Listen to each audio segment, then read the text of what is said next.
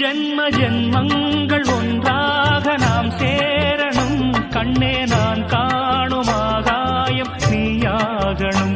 என்றும் ஓயாது ஓயாது உன் ஞாபகம். நாளும் உன் பார்வைதானே என்